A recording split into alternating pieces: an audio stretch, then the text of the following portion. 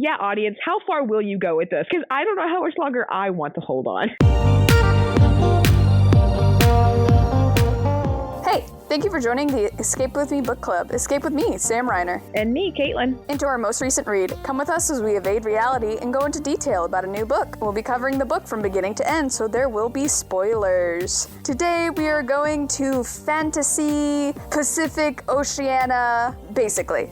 You've seen Moana. You know where it is. That doesn't change. Yeah. Published September 2nd, 2025. How Far I'll Go is the 22nd book in the Twisted Tale series. Look at us. That's less than a year ago. My goodness. We're so close. That's wild. Well, to be fair, we are going out of publishing order, right? I think you said? Yeah, we're gonna have to catch up with a couple UK releases. Yeah. But still, so close. Beginning at the end of the movie, what happens when instead of restoring the heart of Te Fiti, it actually gets broken? Another adventure awaits, but does the new author pull it off?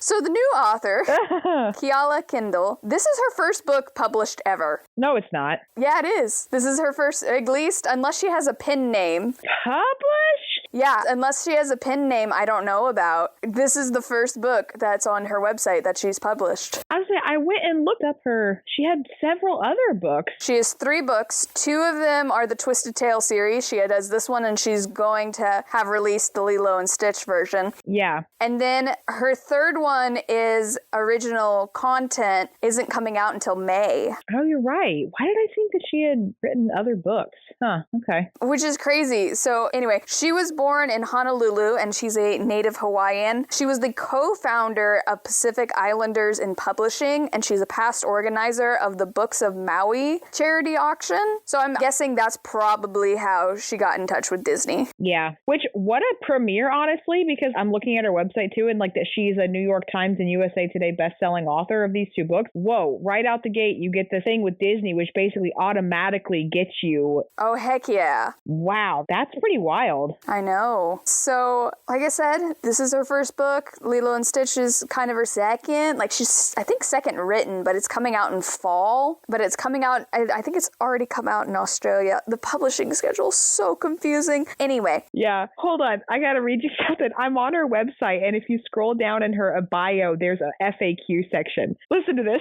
Frequently asked question. Can I suggest a twist for a future Twisted Tale book? Answer. No, dear friend, you can't. There are a bunch of legal reasons why, so please don't get me in any legal trouble. What? Oh my gosh. You know it. I love it. I want to know. You know those NDAs. We've talked about it. That's so funny. But I feel like this is the first actual legit mention of it that we've seen. And I'm like, what are you talking about? I guess like they can't be accused of stealing a twist from other people probably, but yeah. That's wild. Isn't it though? Oh my goodness. That's crazy. I love her. Yeah, sorry. I just was exploring her about section in her website. I was like, frequently asked questions. That's weird. So that was hilarious. I love that. But her newest book coming out in May, like I said, is her own original premise instead of being IP work for Disney, is called That Which Feeds Us. Yeah, I think it said it's a gothic horror. Yeah, it's a gothic horror. I'm just going to read the blurb from her website because why not? A native Hawaiian teen travels to a luxury island resort in search of her missing twin and uncovers the dark side of paradise in this YA supernatural thriller that's Mexican Gothic, which is very much not YA, so interesting pick, but Mexican Gothic meets She Is a Haunting. That sounds like something I'd read, so... Yep, you do tend to be a mystery girl. I am not, and I also did not like this author's writing style, so I'm not super I don't really want to read anything else by her. I always like to read what authors publish themselves versus what Disney gets out of them, so I'd give it a chance. That's fair, because you said you've is it Jen's other series? Yeah, Jen, one of her original series is My Secret Hollywood Life. Yeah. Which I was obsessed with in middle school, so so. Granted, I haven't read it since middle school, but I did really like her writing for that. But yeah, so there you go. Background for us. Moana is my girl. Oh. She's my homegirl. She's the first one with curly hair. I love her. Wait, did she predate Brave? Okay, that's fair. She didn't predate Brave. I was about to say, don't skip over redheaded Merida. I'm not. Let me just say it like this. First mainstream, because Disney sunk Brave. That's true. It did not get the credit it deserves. So that was really cool to see her curly hair girl out here. I adore Merida. Yeah. But Moana's my girl. She is what I kind of wish Ariel was more of. I love the adventure, but there are so many Disney movies where it's like the woman going, I want adventure, especially in the Renaissance. I want adventure. All right, I traveled like a little bit and I met a man. I'm done with adventure. Yeah, that's fair. Beauty and the Beast, Little Mermaid, Aladdin. Yeah, you go 30 minutes outside of your town and then stop. Yeah. Mulan had much bigger adventure, which is fair. Like, she went to war, and now she's like, yeah, I want to go home. A lot of people feel like that, but the others? Yeah. Okay. So Moana is out here. She's like, I'm going to adventure, but not only am I going to adventure, I'm also still going to love the place that I'm from, which is the other thing that they do. Yeah. And so she loves her people. She loves to adventure. She wants to encourage her people to adventure, but she still wants to be who she is. She's not trying to be something completely different. Oh, if everything changes for me, everything would be great. Yeah. So I love that about her. I think she's really strong. I think she's really confident. And I love how confident she is. I feel like that's the thing kind of missing, which this book diminishes to dust. Literally. And the music of Moana, because I'm a massive Lin-Manuel Miranda fan. Now, granted, I don't like Shiny, but all the other music, so well done. Shiny's more of a meme than an actual song, like, let's be honest. Yeah, but I agree with you. Moana is up there as far as one of just so well written, meaningful. The message is so good. I remember when it came out, hearing a lot of the teens' perspective versus the parents' perspective, right? Because obviously, like you said, Ariel. Everybody hates Ariel's dad, right? Kind of thing. He's very clearly overbearing and has grief and trauma issues and blah, blah, blah. And Moana's parents do too, but there were a lot of parents who were like, yeah, I can empathize with the fact that my kid has this drive to go out and be more, and I want them to fulfill their role, but at the same time, I'm scared of what the world could do to them, and I worry about letting them go. Yeah. So, it's such a good film. And it does have that Trident moment, but it's instead of, I don't know, Trident was a little bit too extra for me. It's because there was no well-balanced mom to come in and put her hand on the husband's wrist and be like, calm down. Yeah. You're overreacting. We gotta let her do the thing. But yeah, she's just my homegirl, and so I was excited. Here's the thing. Frozen got oversaturated, but we still got a decent musical second movie short story collection out of it. I feel like that's the same run they were trying to do with Moana, and they just has fumbled on every part. Between Moana 2 and the live action coming out, which I'm just gonna already call it. There wasn't a Moana 2. Yeah. There was. You're right. Oh my gosh. Yeah. You're right. Yeah. It came out in 2024 and no one talks about it. I literally totally forgot about it. Yeah, because isn't there like a younger sibling or something like that? There's a smaller child in it. That's all I really know about it. I could not tell you. All I know is I was excited for it, and then it came out and everyone was like, this is awful. And I was like, I don't know if I can muster up the courage. So I feel like they sure as heck tried, and it didn't work out. And so I'm in between here. I'm in a really weird place because Princess and the Frog also kind of got nuked. They had a TV show that they were going to make that they canceled. Yeah. She doesn't get a 2. She doesn't get a short story collective. Thankfully, Twisted Tales has acknowledged her, but they've also acknowledged Brave, which is pretty impressive. And so we're on that side where I'm like, you're not doing enough with your IP work. And then I come over to Moana and I'm like, you're doing too much with your IP work. Yeah. Well, and I'm so salty about the live action because remember when the first trailer dropped and I'm like, literally 90%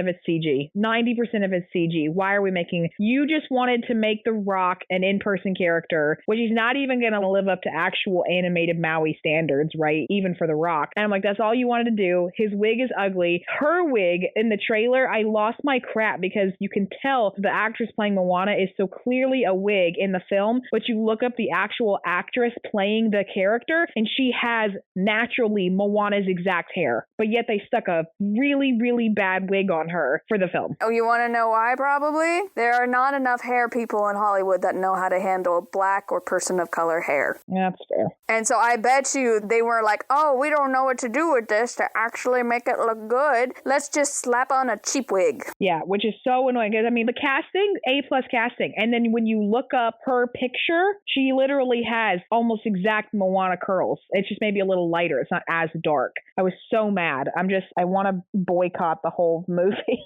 Oh, I'm not watching it. There are so many black actors who have talked about how they have to do their own hair. Otherwise, the team will just destroy it. Yeah. Which, Disney, if you're trying to take over the world, the least you could do was actually put a budget behind the things you do. Yeah. Pisses me off on so many levels. But for this book, age level, this is a YA, which seems to be the market that this author wants to stay in. Yes. It does feel younger YA, though arguably mid-lit. I feel like they're all marketed as YA, but they all are mid-lit. Some of them are. The first trilogy, absolutely later YA. Yeah. We were straight up like, if you're younger than like 16, don't read Beauty and the Beast. And then, I don't know, Jen came in and she was so mid-lit. Elizabeth was more open. She wasn't as gory. Oh my gosh, definitely older YA, but she didn't feel juvenile. Yeah. Anyway, YA quote unquote.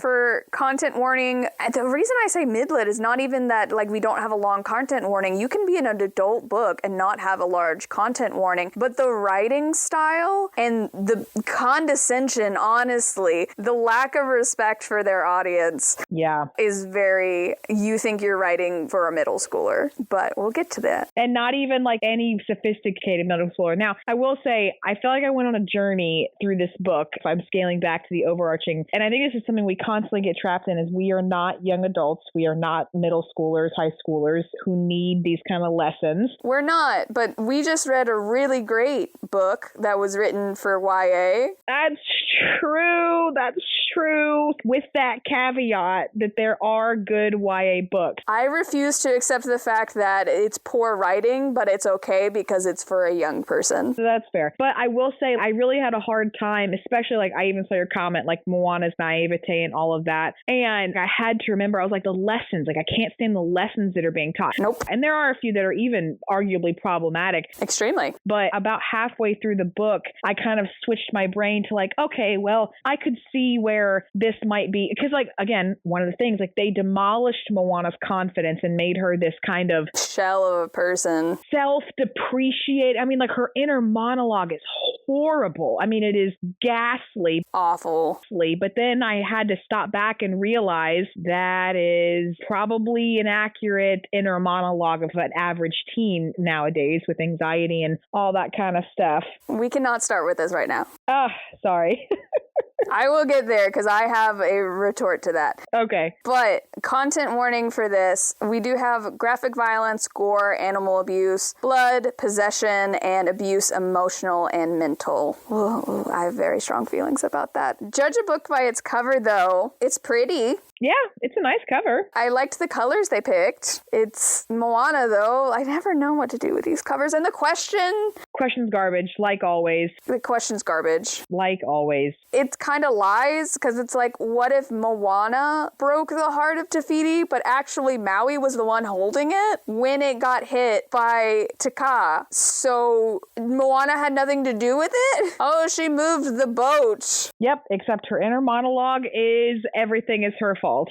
Oh my gosh, it's so frustrating. But yeah, that's a cover. That's a question. Yay. I never know what to do with these. Yeah, I don't know. Moana is the person on it, I guess, because there isn't really a villain of the movie, which is another thing I appreciated about it, except this book definitely went about it in a different way. Yeah. But before we even really get into it, I'm going to reference two books in this series probably endlessly. Oh boy. The Mulan twist twisted tale and the Pinocchio twisted tale. Okay. Because this book is very similar to the Mulan book. Things are happening all around, except now we have to go to another existence, and it's strange and new for Western culture, but we do the thing, and we fight things, and we manage to get to the top, and we accept ourselves, and that's how we actually solve all of this. Okay. And we make friends with people, and then we go back to normal life. Okay. Interesting. Yeah. And then the other one we're going to mention is the Pinocchio, because do you remember our qualm with Pinocchio? No.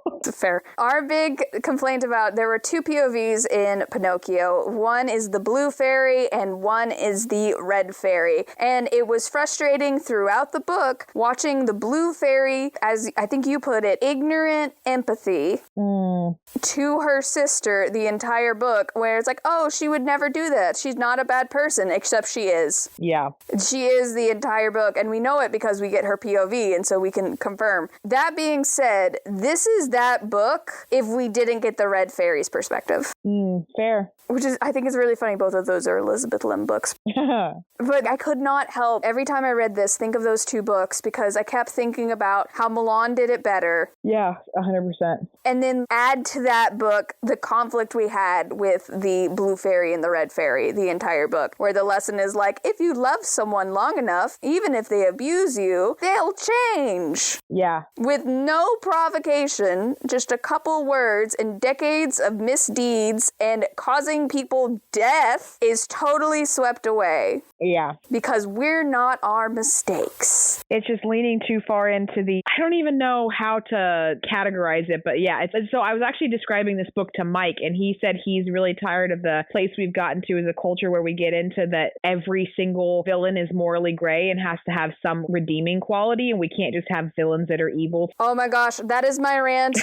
Mike and I have so much in common every time we talk. I swear. That's my complaint with 101 Dalmatians and trying to turn Cruella into anything but a villain. Yes. But here's the annoying thing about this book. I will agree, we have way too many things where it's like, oh, but they have redeeming qualities, so we see ourselves in the villain and blah, blah, blah. And I understand trying to deconstruct the villain, but we've reached a point where villains don't even have redeeming qualities and they get redeemed. Yep. This girl has zero redeeming qualities. Moana is just easily susceptible to mental and emotional mind games and gaslighting. Yeah, it's ridiculous. And it's just her naivete. Two different, somewhat villainous villains, or like the two monsters, come in and be like, this chick is not what you think she is. And that alone, her lying, should cause you to hesitate. And she's just like, nah, it's fine. She has trauma. She has sadness, so we will just overlook literally everything. She does something, and we'll get to it, but she does something awful to Moana. Yep.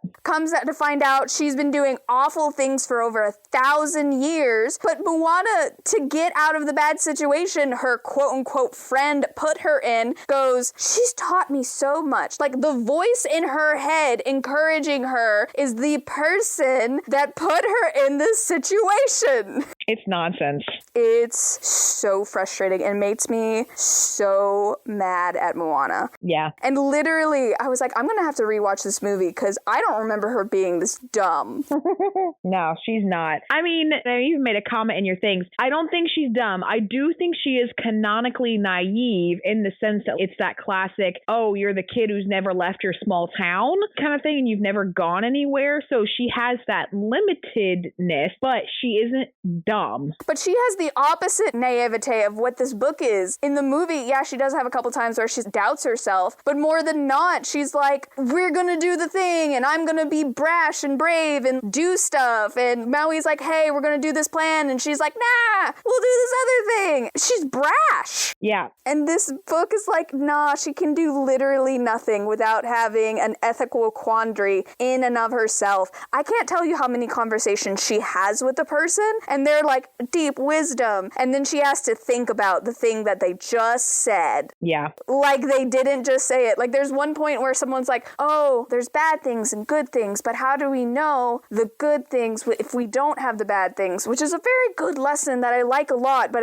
like I said, it just felt condescending how she felt like she had to spell it out so thoroughly, and then to turn around and Moana go, but bad things exist immediately after for 3 pages was frustrating. And I'm gonna call her dumb, because the real question, the thing that is actually being asked is, what if Moana was dumber and needed a 400-page adventure to realize the thing she realized at the end of the movie? Yeah, my alternative question was, what if Moana needed an extra side quest to get to the same conclusion, but had to be involved with a side chick, which is every other Twisted Tale book is almost the same thing happens, but you need a quirky female side character. Like I said, I honestly believe this book series was not trying to necessarily appeal to specifically women, but that's where we're at. They know their main audience is women at this point, because so many of the books are, but what if the woman did it? Yeah. And if the women did it, it's what if the woman had a fun female side character? Literally, that's all it is.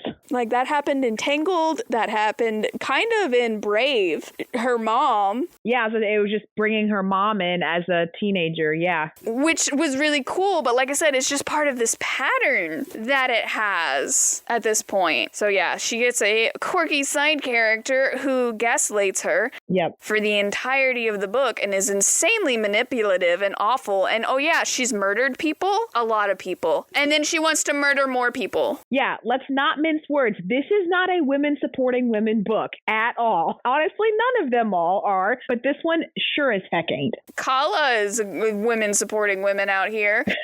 But no, the entire book, and what's so frustrating for me for this, and this is where we get to the problematic, literally the lesson of this book is this woman is a murderer. She has literally brought people to her island to possess their bodies, to find this thing, except they all end up turning to rock. Yep. Meaning that their spirit no longer exists. Yep. She has been not only murdering them, destroying their spirits, and then once she has Moana, who she can't possess apparently because she's already marked, which makes no sense, but okay, she can still send her on spirit missions. She just can't control her body. Whatever. Not salty. But so she gets her, and then her reaction to literally everything is, let's murder them. Let's take their prosperity. Yeah. And why? Because she lost her people 1,000 years ago. Yep. So let me do the exact same thing that was done to me over and over and over and over again. But I'm going to say it's fine because I'm trying to save my people. We gotta ask the question in a therapist's opinion. I don't even know. And we don't get her POV. And we don't. And they slowly give you details, right? And it's very clear from the beginning that someone wouldn't typically react like this severely unless there's a reason. And you don't get all of the information, almost till, at least 3/4 of the book? Yeah, because she's so evasive, because every time she asks a question, and it's the stupid mind games of she's like, hey, this thing is weird. And she goes, what? So you don't care about your people anymore? You want all your people to die? Yeah, it's really rough. And I mean, sure, we can say it's trauma, but like you said, it's just canonically, it's been 1,000 years. You learn that you see the literal graveyard of people. And then you're like, this is like a Bond villain almost. What even is this person doing that they think that this is okay? This is evil. But it's okay in the end because Moana decides at some point this person said, we aren't our mistakes or something like that. Yeah. And so she has decided that she, Moana, can forgive her for all of humanity and all of the people that she killed. Yeah. Because you know what? We just need a 332nd chance. Yep. There is no reason for these two to be bonded this tightly. No. It makes no sense, her complete and utter devotion to this random woman she's never met before, that she knows is being shady, that she knows is being awful, but Moana decides to idolize her? Yeah. For no reason. And is like, the ocean should have picked her. Oh my gosh. Yes, that was something there for a while. And again, I maybe could have dealt with Noe's nonsense. And like you said, it didn't come from the counter to that is the ignorant empathy, right? Because like you said, and you put it in the comments somewhere in your stuff with all the notes was, oh, so we're teaching kids that as long as you can, quote, understand why someone's doing like this, that it excuses the behavior. And we have to get back to a place of I can understand, but I can also hold you accountable. Both things are true. Yeah, we should totally attack the monsters because they're terrible. And who cares if their area dries up? That should have been a really big clue for her. It was so frustrating after that. Okay, brief explanation. So Tafiti's heart gets destroyed and it just disappears. And oh, we don't have Maui because that would be convenient. And so her grandma takes her to this random dead island because the blight is continuing and it's taking over the ocean. And she meets this random girl that's like, cool, I'll take you to the monster realm. The realm of monsters. If I say the monster realm, I'm going to think of Yu-Gi-Oh! The realm of monsters. Oh my gosh, this book also deals with darkness. Anyway, back to this. So they're going on this thing because, oh, don't worry, Tafiti doesn't just have a heart, she has tears, and there's 3 of them in the monster realm. Yeah. So let's go get those. And the first one they find is in this village, and they pretend to be kelp monsters so they don't get attacked and whatever. And they're just chill. They're super nice. They're like, hey, we're having a feast. What are you doing here? Did you come a long way? Join us. Yeah. They're so nice. And they give them food and they're just so chill the whole time. And then they still take the tear. And Moana's like, we can't take it. The only reason these people are having food or anything is because of this tear. And she's like, no. Okay. So you want your people to die, Moana? I cannot tell you how many times she brought that up. Multiple times. Yeah. She goes from 0 to 100. I don't know what she has, but she has emotional immaturity so bad. Yeah. The manipulation is just, and like I said, the gaslighting. Yeah. Throughout all of it is really intense. I can't say she has a low EQ because she controls her emotions and she understands other people's emotions so well. She's like, this is how I manipulate you in every situation. Yeah, but it's also not narcissism because it's not an I'm better than you. She uses maybe that perspective as an emotional tactic. It's very manipulative. And it's not like she takes on Moana's personality. She's not histrionic. She just might just be a terrible person. Yeah. Mental illness can't cover everything. No. Which also, in a way, makes this even worse that Moana's just like, nah, it's fine. Yeah. But anyway. I was going to say, yeah, where's the plot? Where are we at? We didn't even really actually get into it. I can't handle her plot. No. Because I can't handle his character. She really does almost ruin it. There's so many things that she does to be sketchy, and Moana just doesn't ask questions. No. And there are so many people that are like, she's not what she says she is, and this, that, and the other thing, and they're being suspicious, and she does a lot of stuff where, oh, she was halfway across this chasm, but I slipped, and magically she was able to grab me. Oh, she says she wasn't that far away? Well, I guess that what... And here's the thing. She gets gaslighted so much. Let's say I am a teenager, and I am going through something similar. I am having issues with not an inferiority complex, the other one, imposter syndrome. Yeah. I'm going through imposter syndrome. I'm reading this book, and the lesson I am getting from this book is, first of all, Moana never is like, what the crap with your manipulation. At one point, she's like, hey, some of the things you did were uncool, but nothing about herself. She's like, hey, you did this really awful thing to me, but I'm gonna forgive you because you were hurt. That's just like the kid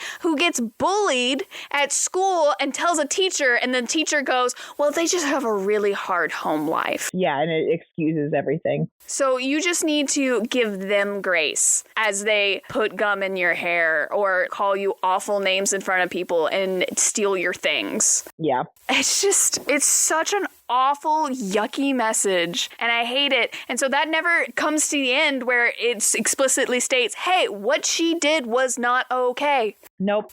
Moana completely goes, nope, all of your actions completely justified, or at least forgiven. And only because, right, it's like the idea of, and this is the fantasy that, oh, well, some magical thing came through and erased all of the consequences or all of the bad things she did, right? Because she comes back and her grandmother's like, oh, it's fine. Actually, eventually everybody ended up getting their spirits back and everybody's safe, happy, and healthy in the spirit world and all's forgiven and they're vibing. And then No Way decided to sacrifice herself instead of letting Moana sacrifice herself, right? And so because everything was essentially undone and no harm, no foul, then it's fine, which is just not real life because, I sound so old saying this. There is no magic coming to undo the things that you've done to people. Yeah. You have to hold, even if you forgive, you still hold people accountable for their actions. Yeah. How many action movies is, he's a terrible person, but he sacrificed himself in the end, so he's a hero. Yeah. Screw all the crap he did to all the people coming to this point, but there's this idea of redemption. Yeah. That has been so overdone to the point, and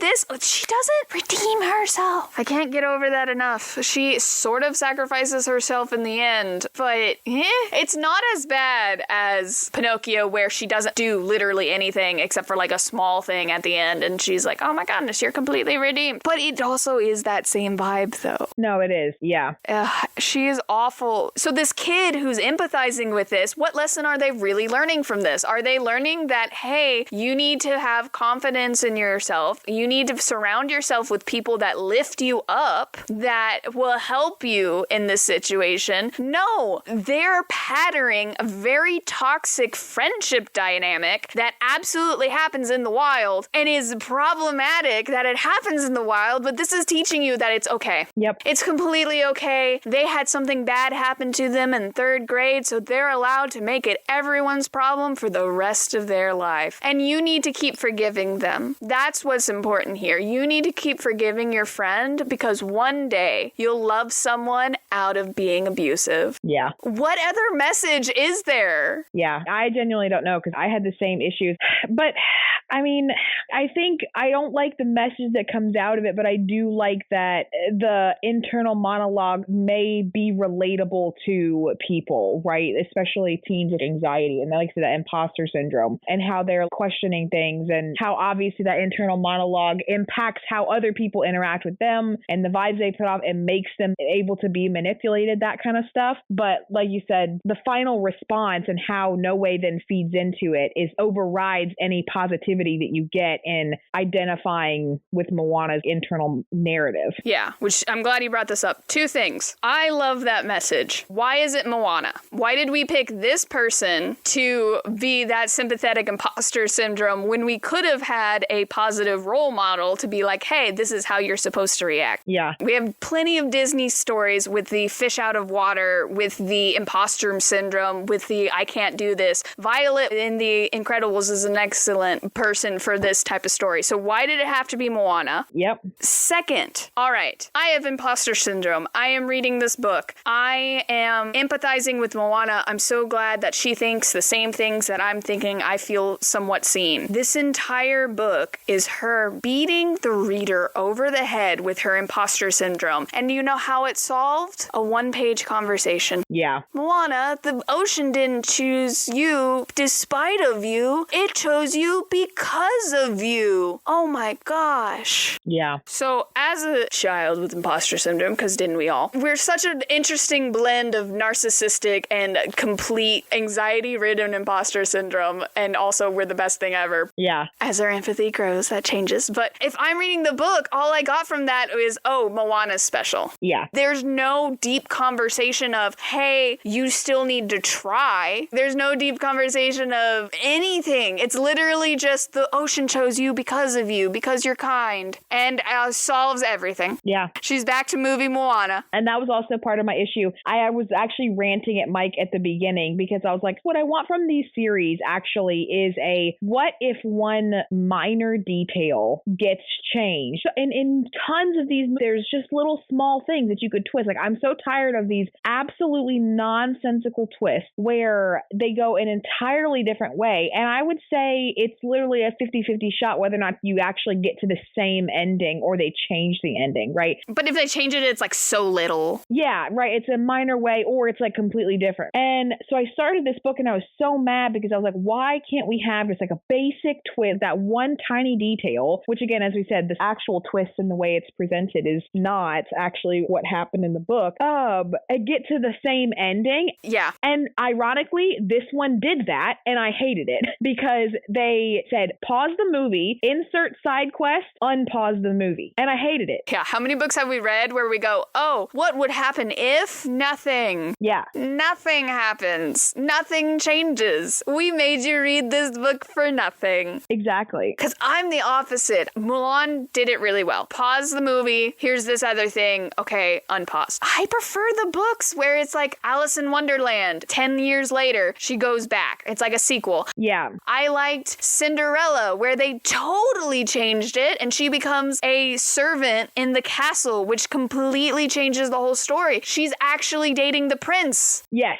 That's a good version. There's so many different versions. And I liked, like, let's go back to the original Elizabeth Lim, the Sleeping Beauty book. It was a little bit too much of a, we walk here and then we walk back and then that's the whole plot. But I liked that, like you said, pause the movie. We are all in her dream. And it's completely different than anything in the movie. And we even get Philip and her bonding and actually being together more. And so they're even cuter. But there are so many that do it so much better than whatever the heck this was. Yeah. Want to know why? Because they understand what the character is. Yeah. I don't feel like she understands what Moana is at all, which is a weird thing to say for someone who probably actually knows the story of Maui. Yeah. Actually knows the mythology. Yeah. I don't understand. This one, I feel like of all of them, I'm really feeling it truly had so much potential and it fell so flat. It has so much potential. We loved Mulan. We loved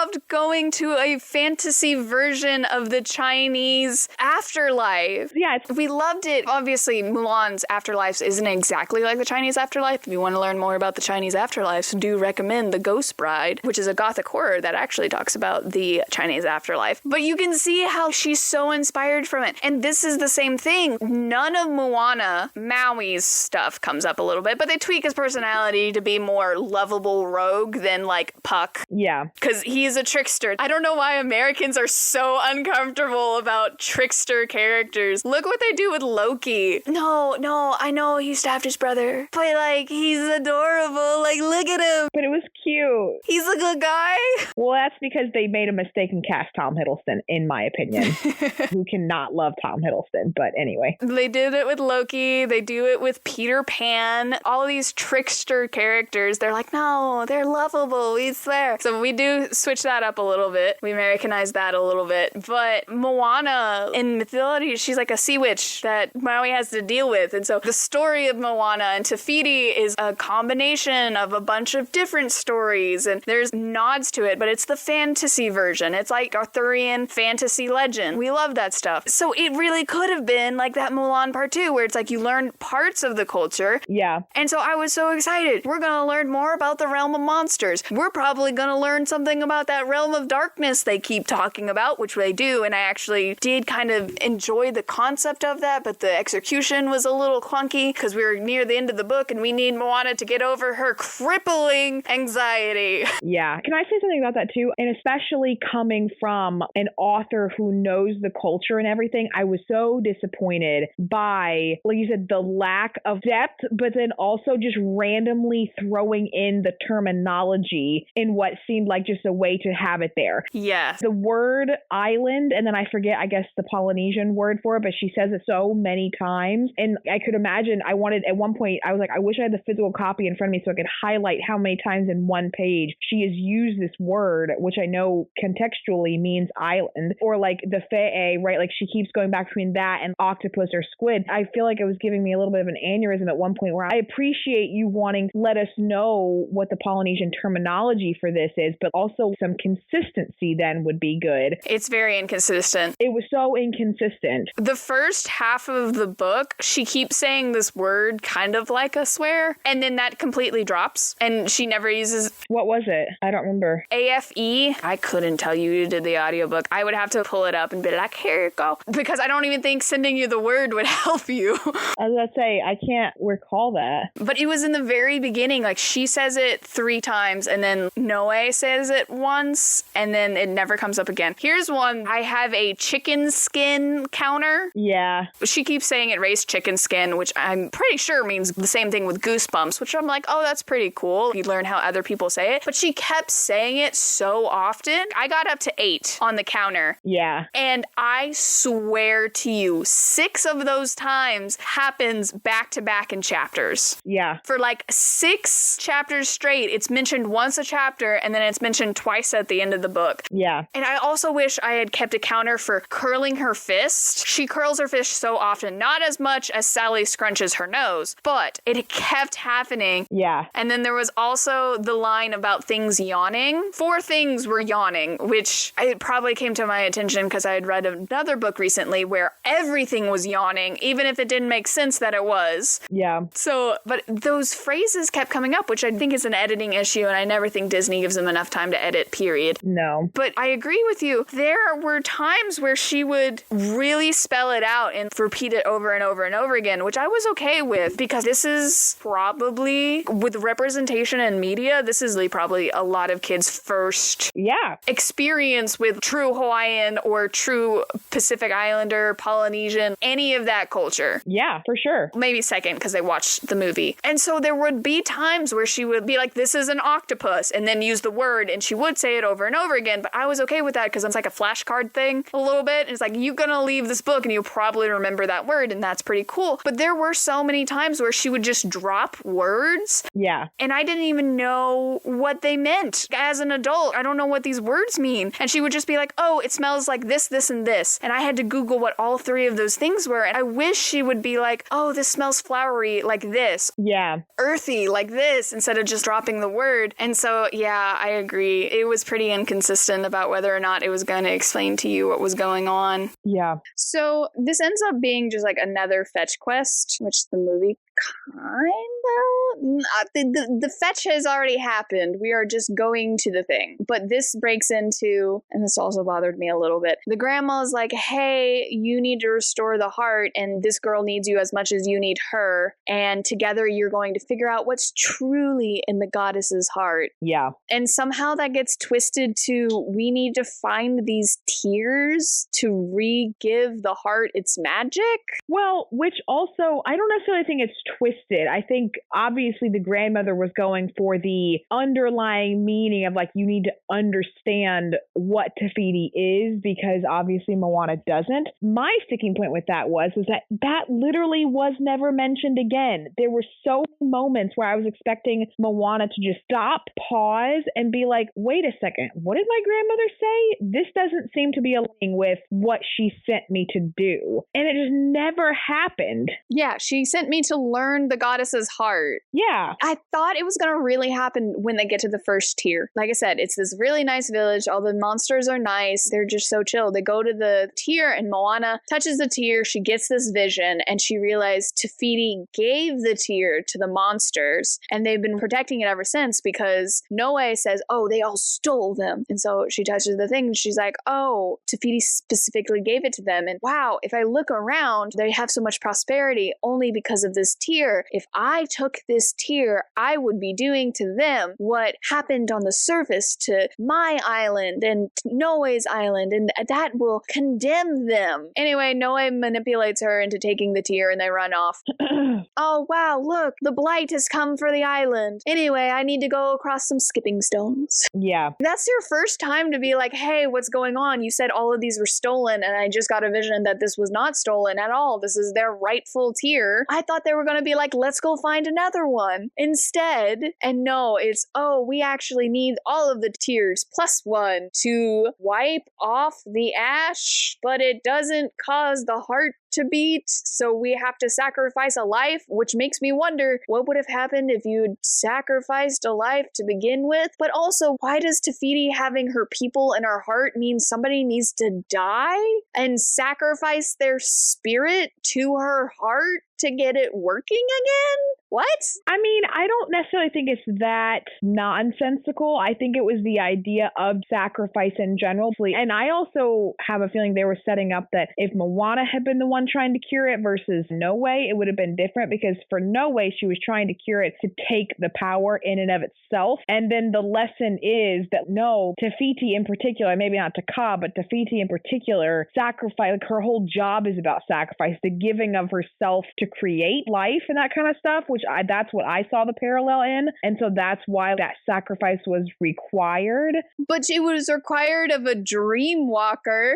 Well, and that's the thing is, like, I also genuinely don't think that if Moana had been the one to heal it and have possession of it, that it would have required that, because Moana was doing it for the betterment of everybody, and that kind of altruism would have been enough. I kind of picked up on that personally. It's such a specific sacrifice. Moana didn't even know dream walkers was a thing, where it's basically your spirit can separate from your body. So if that wasn't the case and they always needed to sacrifice a person, you're screwed. Yeah. Thanks, Grandma, for dropping me off on the literally only person that could possibly do this thing. Yeah. Whoops. Oh, well, oopsie. Yeah, there were so many times where I was like, Moana, what are you doing? You're literally doing the opposite of what Tafiti is doing here. And the whole time you got a devil on your shoulder and No Way being like, the gods are evil, they're awful. Why would you ever trust them? We need to do this for ourselves. Which I love a good internal locus of control, but not to this extent. Yeah. She's literally condemning the entire world, not just the human realm, the monster realm, and possibly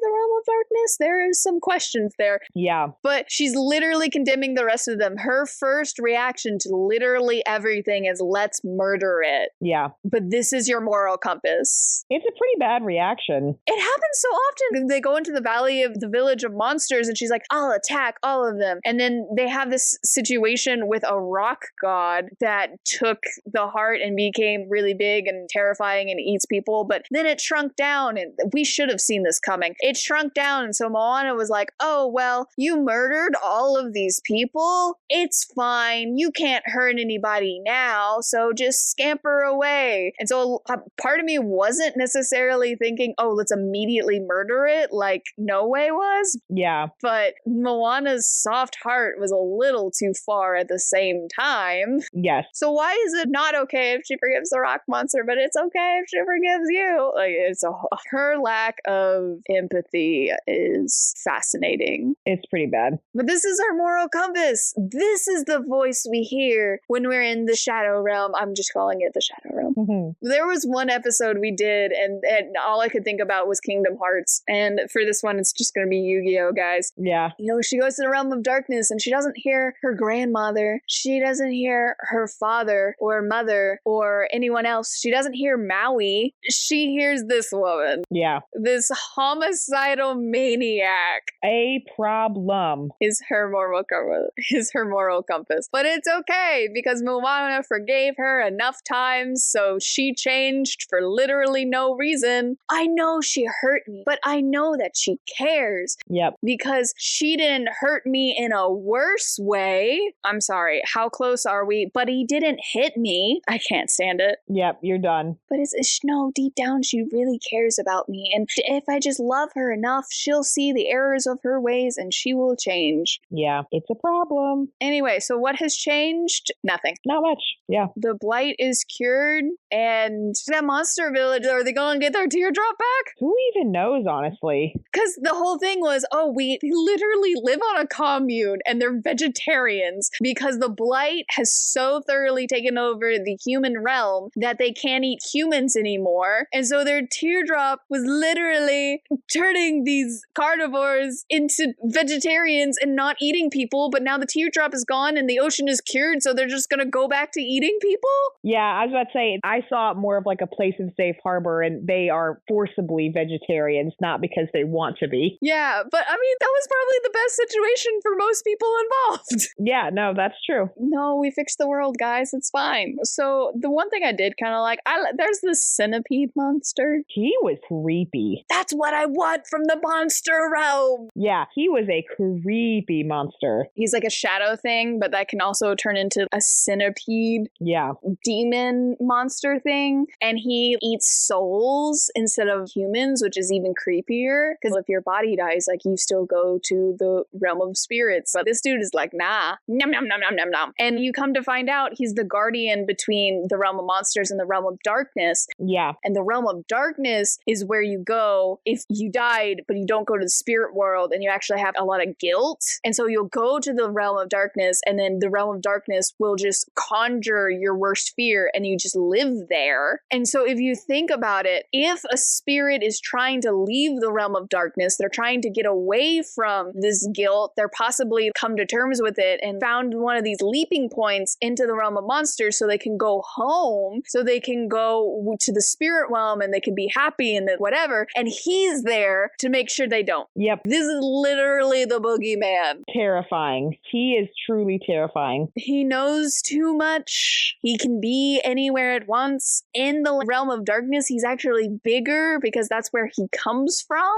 He is a nightmare. Yeah, terrifying. And I wish this author was better at action scenes. Yeah, it wasn't good. There's really good action, but she focuses too much on Moana's inner dialogue instead of the actions. Yes. And so it's actually very confusing what's happening. It's just a bunch of broad, sweeping statements that don't actually have any real life. Like, I can't visualize it. There's not even enough detail to visualize it. There's the whole scene with the octopus in the water, and I imagine basically like a Pirates of the Caribbean level Kraken fight breaking out or something like that, right? Like, I mean, that fight probably takes up, what, maybe 3 pages, if that? It is so frustrating. Yeah. So I wanted him to have a better death. I kinda understand what happened. Oh, yeah, like the big drowning thing? Yeah, but there's that one, and there's several other action scenes where, like I said, she just gets so bogged down in describing the thing that I don't end up actually understand what's going on. Yeah. And the pacing doesn't change from the normal stuff because there's the same amount of detail about everything. Yeah. And so your action scene, the whole point is you're going to pick up the pace and you're going to go fast, fast, fast. And you're focusing shorter sentences on less details. I did this, then we did this, and then this happened, so I did this. And I don't know. Remember when we wished Liz Braswell would stop ending her books with action scenes? Now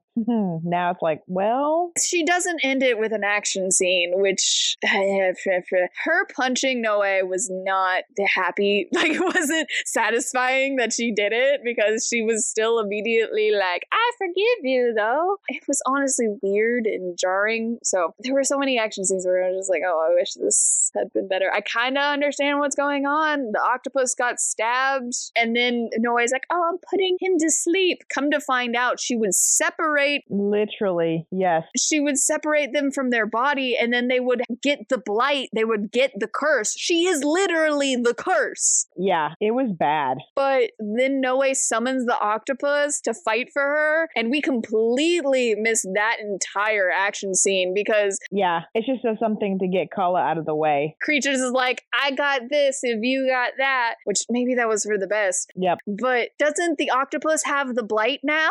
Do octopuses not get the blight? Because monsters can get the blight. Kala got the blight. But in theory, he's a monster, so I don't know why he wouldn't. He should also have the blight. Yeah. Oh, goodness. It just was not at all written. It had so much potential. Yeah. And there were so many times she would describe scenes, and I just had a really hard time picturing it. Yes. I had to go, and granted, I haven't seen the movie in a while. If I had watched the movie first, it would probably help. Probably would have also pissed me off more with Moana instead of me going, was she always like this? And then being like, no, she wasn't. I would be from the start like, what is this? Who is this? What is happening? What skinwalker has taken your body? But I forgot that the monster world, the whole thing's underwater. Yeah. But instead of it being underwater, it's basically walking around with air, but the ocean's all around you. And so I kept being confused because she never really says that. And I know I'm always like, just assume we've seen the movie, but that's like maybe a sentence we could have thrown in there. No, it's not. The ceiling is water. It's air beneath it, but it's like the ceiling is water. Yeah, and so she kept mentioning the ocean, but I was like, but we're in a forest. Yeah, because you look up and the ocean is above you. Yeah. So that's a little on me, but at the same time, throw me a bone here. Yeah, please help. And so I looked that up and I was able to figure some of it out. And it's like, okay, the ocean makes more sense with all of this, but there were just so many things where I'm like, like, I don't understand what you're trying to describe here anymore. Yeah, we lost the plot many, many, many times ago. This book is built on not much, and we got either less. I'm actually going back and reflecting on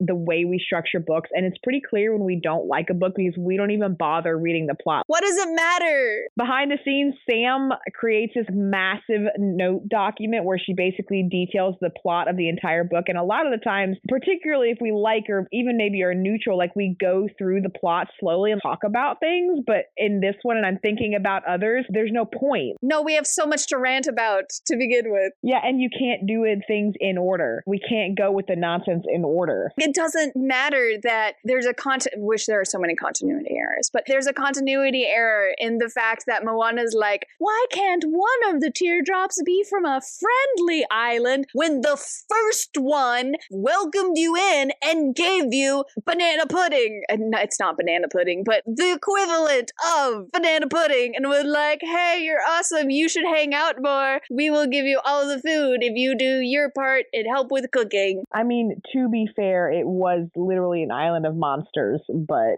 they were so nice. They were so friendly. They were nice, but it was super stressful. And then there's also a point where Noe is like, oh, they stole the tears from us. And then later on, she's like, oh, our voyagers found a tear and brought it back to the island. So you're the thieves. You stole the tears. Yeah. You're the one that took the tear. You're the one out here trying to steal the monster's tears, which we got from the actual goddess. But is that going to be brought up? No, because Moana's an idiot. Yeah. And incapable of critical thinking. Like I said, in the movie, her problem was not in action. Yeah. She kept throwing herself into situations, and it got better because she threw herself into the situation, but she's brash. And this whole book is her not wanting to do anything because why did the ocean choose me? Why don't I hear the ocean call? But it's because the ocean's dead and dying. It's literally dead. Yeah. Moana, please use any critical thinking. Yeah. Any. I am worried about your people. Oh my gosh. In Moana in the movie, you're just like, she's going to be such a good chieftain. No matter what she does. Yeah. No matter if she starts attacking random coconut creatures or a giant crab or decides that she's going to go straight up to a demigod and be like, get on my boat, you're helping me. You're like, she's got this. Not in this book. She's got this. And the whole thing with the grandmother is she's suddenly like, maybe I don't got this. And then the grandmother's like, remember who you are and the people that came before you. And she's like, I do. We had so much growth, but for some reason, we're gonna just not only nuke that, we're not even going back to ground zero. We're going back to -5. Yeah. And we're gonna hang out there for the rest of the book and we're gonna pretend this is the same Moana from the movie. And it's just not. And it's solved because someone points out, hey, maybe the ocean picked you because it wanted to pick you. And literally this whole book, no way is feeding into this being like, oh, the only reason the ocean picked you is because you were the only one to pick. Yeah. Even though they were a society of people that live on islands, so the ocean could pick literally anyone or someone else from your island for that matter. Yeah. Not only anyone on your island, but anyone on any of these bajillion of other islands out there. Yeah, that canonically we have. But this is the person we want as our moral compass. Yep, it's bad. It honestly, y'all, like, it's just, and I think as with most of the other books, it hurts worse because the original is so good and it had just such high standards to live up to that it did not. No. I accept that she's not necessarily dumb for the emotional parts. She does get gaslit, and for whatever reason, this Moana is highly susceptible to that. She gets gaslit, she's emotionally manipulated. If she's literally like, hey, how come you can fly, basically? Yeah. I thought you were a normal person. Literally turned around. So you want your people to die? That's what this is now? You're so focused on this that you don't even care about your people anymore? It's just so heavy. Like, this doesn't... It's insane. It starts so subtle. It's literally crabs in a pot, lobster in a pot, frog in a pot, whatever animal you want to put in a pot. It starts out warm and then it gets hot. And then by the time you get there, you're surviving off the highs and the lows. And you're like, but there's still highs. But as you go on, the highs get lower, lower, lower. Yep. And so do the other things. And so it's not even a realistic representation of abuse. It's not like you can learn something from this to be like, oh, I should be careful of this pattern in my life. What are we doing here? I really don't know. I just lost it. And I know, and I've said it before, I have a bad habit of believing that YA books need to have a lesson, that we need to be teaching the youth something. The youth are allowed entertainment just as much as we are. But I do think the best YA material out there that isn't just fluff has a message. We just went through A Wizard's Guide to Baking, and it has so many amazing lessons to learn in it. It does. The best children's book still has lessons and meanings, and literally, what are the lessons you learn from the series of unfortunate events is sometimes you can't trust adults. You can't trust every single adult out there. Sometimes you have to be resourceful and go to the adults you can, but not every adult is a safe person. And that's an important lesson to learn. So you can have these abuses bad, or abused people probably had abuse themselves. It's not a normal path for someone to just start being abusive for no reason. But just because you have these emotions that help lead you to think these actions are okay, that doesn't make the actions okay. And that's the stronger message out there. Yeah. That's the more important message. And maybe as a kid, I got hit so many times by you just need to be nice to them. Like I literally had this boy bully me for 8 years. And every time I went to an adult, they were just like, well, you need to be nice to them. And guess what? They were mean to me for 8 years. The only reason it stopped is because they moved. Yeah. Come to find out, he was also being abused by one of his parents. And so he turned around and saw how his dad was treating his mom, and he was treating me like that. Yeah. Does that make the things he did to me okay? No. No. Understanding that situation, did that help my personal healing? Yeah. To be able to look at that and be like, you were a child. I see where you got here, but what you did to me was not okay. The healing was not, I forgive you. You're not your mistakes. Yeah. The healing was, I see how you got here. You weren't just doing this because you were an evil person, but that doesn't mean what you did to me is okay. Exactly.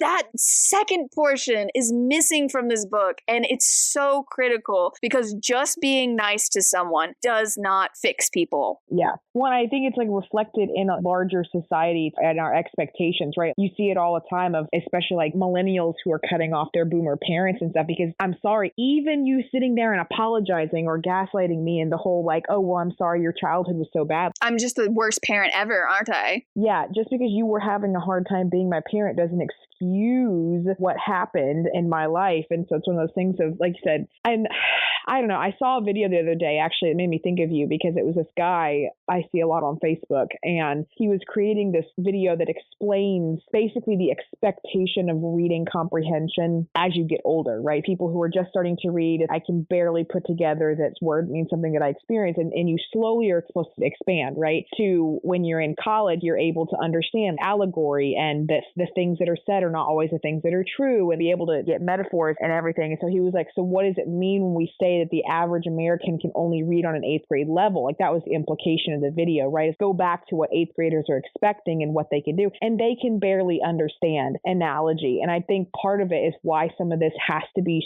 so explicit. But like you said, the stuff that comes out of it is not good mirroring or emotional modeling for teens. No. And it comes off that this book series, which is roughly 14 plus, has less expectations than the 8-year-olds the movie is made for. Yeah. The movie has more respect for their target audience. Granted, movies are also made for adults and teenagers. And the thing people love about Disney is that a large array of experiences can understand, interpret, get something out of these movies. But I don't know. There's just something in it where I'm like, I know teenagers are unexperienced and need things spelled out for them. But this just feels condescending. Yeah, it really is. And there is a portion of, we need to remember this is YA, not because to excuse poor writing, but to be like, this might be someone's first experience with this concept. Exactly. So this developmentally, we might be on like level 5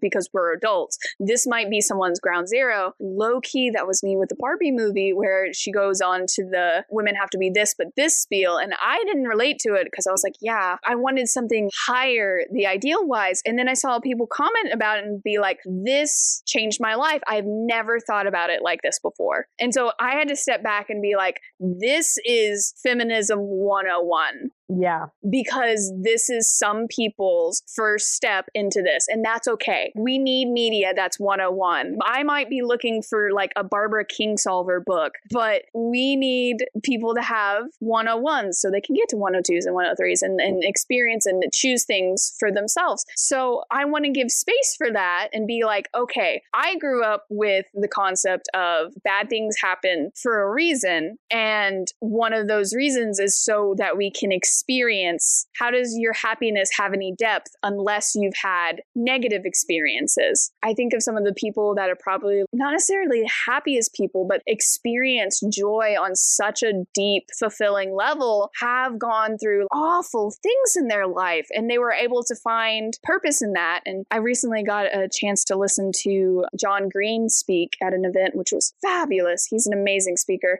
Oh, amazing. Yeah. And he just talked about how he's religious and his brother Hank Green is not religious. He's like, for me, being religious, I believe bad things happen for a reason. Interesting, yeah. But my brother, of course, being, I don't remember if agnostic or atheist, but obviously not really believing that, he's like, I don't believe things happen for a reason. However, I believe people are capable of taking bad things and finding purpose in them, finding reason in them, getting a lesson. And so I think no matter what you think, if you grow up religious, if you are religious or not, this concept of we have bad things, and maybe it's because without bad things, we don't have good things either.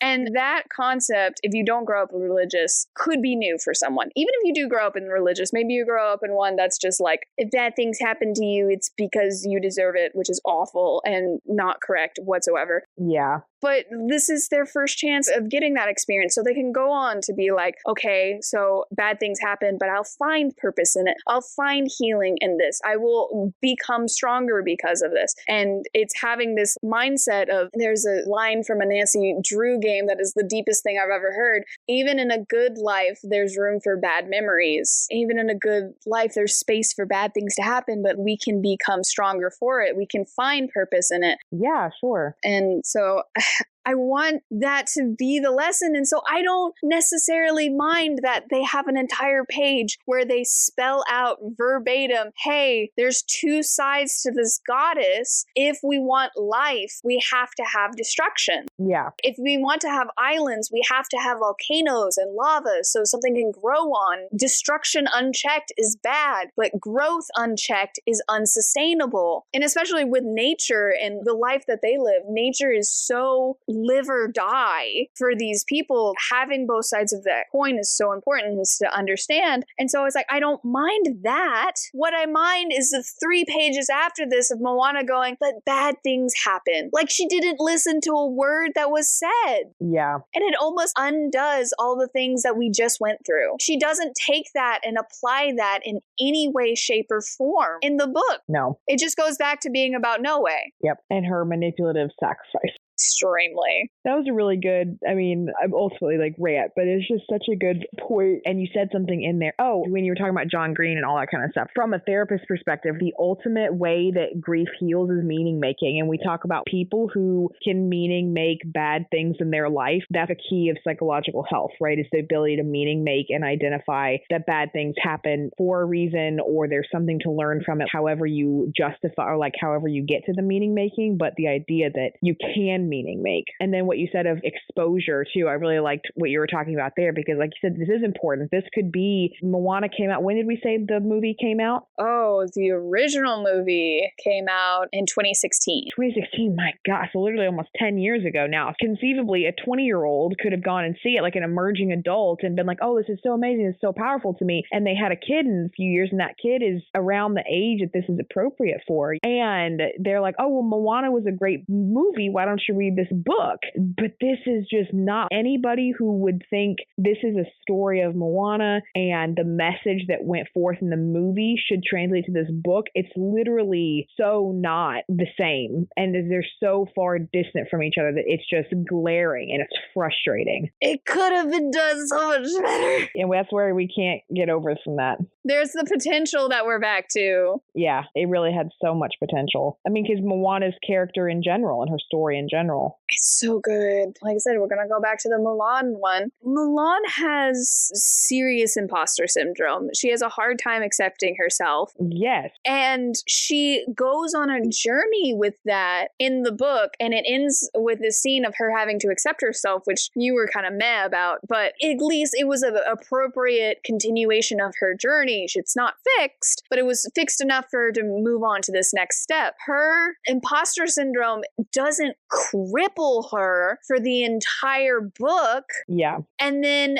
magically, somebody mentions that, no, really, I bet the ocean meant it. Oh, well, that's fixed. And then all of a sudden she's fine. Yeah. Because that's also not how you treat imposter syndrome in real life. Because the whole point of imposter syndrome is that external validation doesn't matter because your internal perspective of yourself is off. Yeah, there's nothing the external people can really do to solve it. Exactly. So someone just saying like, oh, well, it doesn't matter because the ocean did choose you. It doesn't matter that someone tells you that. If you don't believe it internally, then it doesn't matter. And so again, that's not even how we fix imposter syndrome. That's not even how we overcome imposter syndrome in the real world. Again, external validation is not where you live. And honestly, you shouldn't live. It's that deeper knowledge, again, which echoes back to Mulan and why Mulan was so good, because it wasn't necessarily that external stuff. It was something she identified in herself. And that's why it's so powerful. Yeah. And like I said, it was part of the process. That's not something that got solved, but she needed to accept that self to literally, physically move on to the next level and move up, but mentally too. And so it didn't happen. So like I said, I'm that kid identifying with her, but I don't learn that I need to check myself. I learned that Moana is special. So what was this for? Who is this for? Why? Besides whoever will pay money for it? Yeah. Like you said, it's unsuspecting Disney adults. It's the Disney adults who grew up with these stories and they thought, oh, I need something to read. And I genuinely wonder, I don't think anybody reads this as a series. It would be so interesting to hear from people how they pick up. I think people probably pick up and read the individual books of the characters of the story that they like, and they probably don't explore anymore because beyond Mulan and Cinderella, there is no single standalone story as a Disney adult that's good enough that would make me want to go back and continue reading some of these other books. Oh, yeah. Like one of my closest friends who lives in Orlando, her favorite is Beauty and the Beast. If she read the Beauty and the Beast one, I think she would be so disappointed in it because for most Beauty and the Beast fans, it goes against most of what you love the original story for. And it's similar for a lot of the other tales. It literally just feels like a waste of time. Well, how would we read this if we picked up the series? Honest to goodness, if we were not doing this for the podcast, would you have picked up Aladdin first? No. Oh, and at the very beginning, there was only Aladdin, Sleeping Beauty, and Beauty and the Beast. And I would have picked up Sleeping Beauty first, and then Beauty and the Beast, and then I probably would have stopped there because I thought the Beauty and the Beast was so abysmal. But maybe I would pick up Brave, or maybe I would have picked up the Princess and the Frog one because I love those IPs so much. Yeah, you would have done Princess and the Frog. I told you all about how I'm so starving for Ratatouille concept. I probably would have picked up the anthology just for that short story, but I wouldn't have picked up any of the UK ones. First of all, I doubt I would have even known they exist. Yeah, because who does? But we sat down and we're like, let's go in order for the podcast because we have a place where we can rant about it. Literally, you were talking about the book and you were like, I have such strong feelings about this. Yeah. And I was like, I'm so glad we have an outlet for that. Yep. Because otherwise, you would just have to sit with that. Yeah. / blackmail your friend into reading the book so you can both be disappointed together. Yeah. it's just, I wanted it to be more than it was, and then it wasn't, and it was very sad. But isn't that our entire experience with this franchise? I know. You were literally talking to me the other day, and you were like, I'm reading more, and I'm reading more books that I like. Because I feel like sometimes you were reading just, I have to read this book, and now it sounds like you're just pleasure reading, which is great. Yeah. Well, I mean, for a long time, the only books I was reading were the ones you were, I'm not going to say making me read, but I had the social obligation to read for our friendship. And then for me, many other, typical white girl millennial, picked up Fourth Wing and got into romantasy. And now I'm reading other books. And then my husband made me read lit progression fantasy and RPG fantasy. And now I'm reading Dungeon Crawl Curl and all that nonsense, Which is wonderful. It is such a good book. But yeah, now that I'm into reading things that I genuinely like and I want to keep reading, having to sift through these things that are just trash. Because I would have put it down. Probably, this can be a fun segment. When would you have put it down if you didn't have to finish it? Beauty and the Beast. No. This book in particular. For this book in particular, if this was your first exposure, where would you have put it down? I'm trying to think for me. Okay, so here's the bold truth. I rarely DNF a book. The only time I DNF a book is when I genuinely don't care about the characters anymore, and I have to give myself permission to be like, I have limited time in this life. I don't need to spend it on this book. So I would not have DNF'd it. I would have hate read it to the very end and then do what I did anyway and tell literally everyone this book is trash. Yeah. I don't know. I also don't DNF. I did recently, I started a romantasy book and I was like, this is too much, but it was for much more extreme reasons. But I think where I started getting mounting frustration, right? Because I really do try to approach the books with, okay, let's see what's going to happen, blah, blah, blah. I do try to approach it like that. But when I was really done, I'm like looking at Mike trying to think, like, when did I come to you and just raging about this book? I mean, honestly, I think it's where the twist was. I think it's when the twist happened and then all of a sudden Maui's frozen. But I think it honestly was No Way. And when they enter the Cave of Monsters. And that's when I was like, oh, so we're literally just going on a side quest. We literally just picked up a side quest and I don't care to know where this side quest leads us. I don't want to know, don't care. That's where I would have stopped in this book. I think I would have started hate reading it when the plot necessitated that they take the tear from the nice village. Yes. And the extreme gaslighting started beginning with No Way. Also valid. Everything she had said up to this point was called into question. Moana gave no critical thinking to the situation, blindly followed whatever this girl said, who was very obviously being manipulative. Yes. And the thing is, I've read books in this series that I didn't like and still recommended it or gifted it. Yeah. We didn't like The Frozen because it was lazy copy-paste movie. I still gifted it to my 8-year-old niece who likes Frozen. Yeah. She loved it because it's the movie, but that's beside the point. Basically the film. I would actively discourage someone from reading this book that I think is impressionable. Yeah. Because, like I said, maybe it's just because I had to end up learning the hard way that you can be kind without self-sacrificing yourself. Yes. To a person. Sometimes being kind to someone is having boundaries so you don't have conflict constantly. Sometimes the nicest thing you can do is remove yourself from a situation and be like, you're a bad influence. Yep. Tala was the only one holding this book together, I swear. Yeah, for real, because it's the honor of this grandmother and knowing she had to have sent them on this journey for some noble reason. Nope, sorry. She just used the name to get you to keep finished, to get you to get to the end. That's it. And truth be told, too, I did get kind of frustrated at the almost similar to Frozen vibes of we're just copy pasting full scenes of text. Yes. Because it's not quite the middle of the film, but it's maybe 3/4 the way done, because it picked up with the first encounter of Taka, where she does float away from the island without him. He's not there when she wakes up, and that's when her grandmother shows up and gives her the speech and everything. But in literally like the whole beginning part of the grandmother, until they figure out that she's been blighted, that is the exact same speech. The exact same speech from the film. So unfortunate. Like I said, it goes back to the setup. I don't care what the question on the front of the book is. It's not correct, first of all. It never will be. In any technicality other other than Moana's mind, but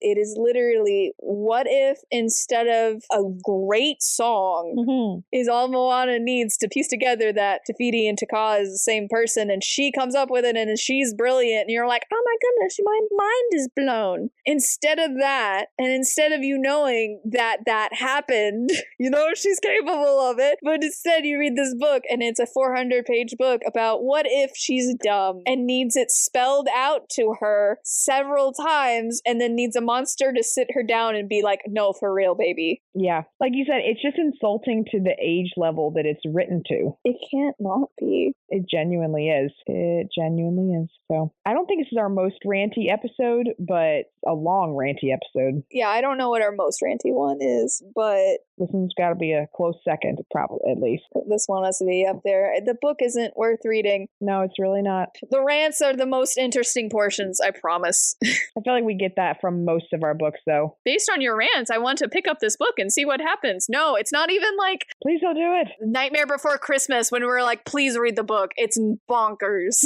Exactly. Please actively stay away from this book and do not recommend it to other people. General thoughts. Hey, the thing we've been doing this entire podcast. What are we doing here? What were the conversations that led to this? What was the base idea of this? That FAQ that she had makes me think that the authors have more control over the questions than we previously thought they did. What is happening? How did this happen? Why is it Moana's story and her burden to deal with a situation that we've dealt with several times in the series already? Yeah. Alas. And thus we come to the end. But yeah, other than that, I don't have too many general thoughts. No, I just overall. It's like I said, it's like the beginning where I'm like, Moana 2 was a disappointment. This is a disappointment. The live action's going to be a disappointment. It just feels like money grabbing. Yep, which this whole entire series has been. We're, for whatever reasons, glutton for punishment / completionist. And so we'll give this author another chance with Lilo and Stitch, but Lilo and Stitch has not been doing too well either. No, because it's in the same trap right now. But at least we got a really good TV show out of it. That's true. I also just think it's a bunch of virtue signaling too, which, you know, it's Disney, so. A little bit. I hope she does Lilo and Stitch a better credit. I literally have a Lilo and Stitch tattoo. That movie means a lot to my family, so. We'll see. If this is any indicator, I am worried. But it's her second one, so maybe she finds her flow. Who knows? We have a new Disney president, which co-star Kira is really excited about because this Disney president actually likes the Muppets. The previous one did not. Yeah, but he wasn't president when this book was written. Oh, I know. I'm just saying. I'm hoping the direction in general. But like I said, it's such a massive conglomerate. He might never even touch the Twisted Tales. But I just meant in general. Maybe the movies will go differently, but maybe they won't. And maybe the president doesn't matter as much as we think they do. But yeah. Nothing makes me agree with the people that Disney has too much money and power than when they put out a subpar product and expect you to pay premium prices for it and be thankful. Yep. This isn't at all a cash grab on our benefit. This is for you. Wise. One question for the author. So I'm really curious about the order of things here with the fact that her own stuff is coming out after these books. Yeah. It's pretty obviously where she got the connection from. So my question is, did writing these two books, this one and the Lilo and Stitch one, give her the courage to write her own material? Or did it just provide the physical means in that it gave her money and status to be able to be like, okay, I can publish a book and not be a starving, I mean, she might still be a starving artist, what author isn't at this point, but did it give her the emotional side where she's like, oh, I can do this now? Because a lot of people jump from publishing to writing their own books that don't start with IP work. Yeah. And so, like, does it give her the emotional stuff, or did it give the physical stuff that actually became a dream that she was able to pursue herself? Yeah. And I think my question is somewhat of a spinoff of this because I didn't realize that she didn't have any other books for this. So I want to know, how do you get on Disney's radar for something like this? Like, at this point, this is a well-established series. The acclaim of it, right? Whether or not they need to be New New York Times bestselling books is a different story, but like obviously, and every other author had like a background series before this. Yeah. And series before this, maybe it's just a connection, right? The Polynesian connection, because several other authors did. It's like, why were they chosen to write this? But they had personal connections to the story. They had proving ground. So I want to know how on earth she got on Disney's radar. Yeah, to be like, I am the person that should do this. Not only one, but 2 books. Yeah, pretty close together, too. That's crazy. Rating: eating pineapple again after eating it fresh in Hawaii out of 10. That's such a good rating. If you don't know, when you go to Hawaii, they have it fresh because, that's where it grows. So they don't have to put in a crap ton of preservatives into it. And so the only way I can describe it to you, beside better, is clean. You don't realize this until you've had it, but I came back and I tasted the pineapple. That's all I'd ever known, so I never thought about it. But I tasted the pineapple and I realized there's like this greasy aftertaste that just isn't there. Interesting. When you don't have to add all those preservatives to it. And so the aftertaste is just, you get that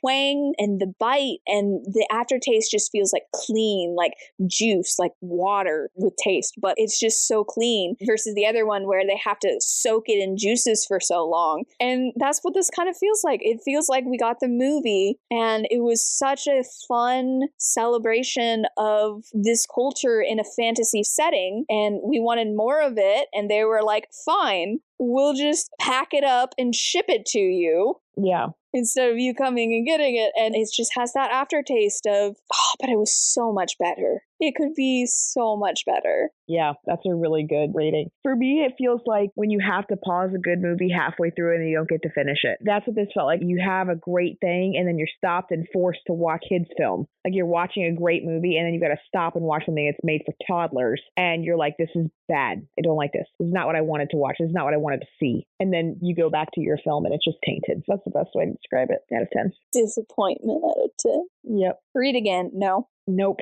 I didn't want to read it the first time. Thank goodness I got this one on Libby. Did not want to spend any money on it. Oh yeah, definitely got it from the library. Was not worth the trek I went through to find it. I know. You went through a lot. I went through a lot to get this book from the library, and I put more effort into that than I feel like Disney put into this book.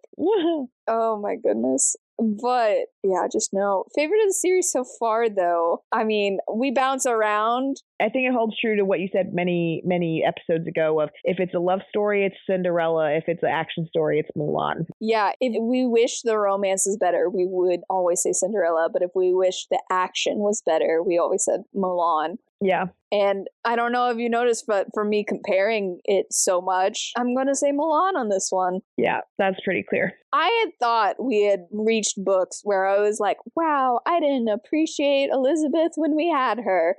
But this was definitely one of those cases. For sure. But have you read this book? If you could visit the realm of monsters, spirits, or darkness, which would you choose? Visit. Not stay, visit. Which one would you go for? Literally none. I would want to go to the darkness. I wouldn't want to see what my insecurities is. Is that weird? Yes. Let me learn the lesson. Tell me what my biggest fear is so I can come back and fix it. Yeah, I guess maybe spirits might be the least spooky, but I don't want monsters. I don't want the darkness and the purgatory of your worst fears and insecurities. Yeah, I wouldn't want to stay there, but I would want to visit. I want to see what my deepest flaw is so I can fix it. Can you tell I've been to therapy? Wow, firstborn daughter. Do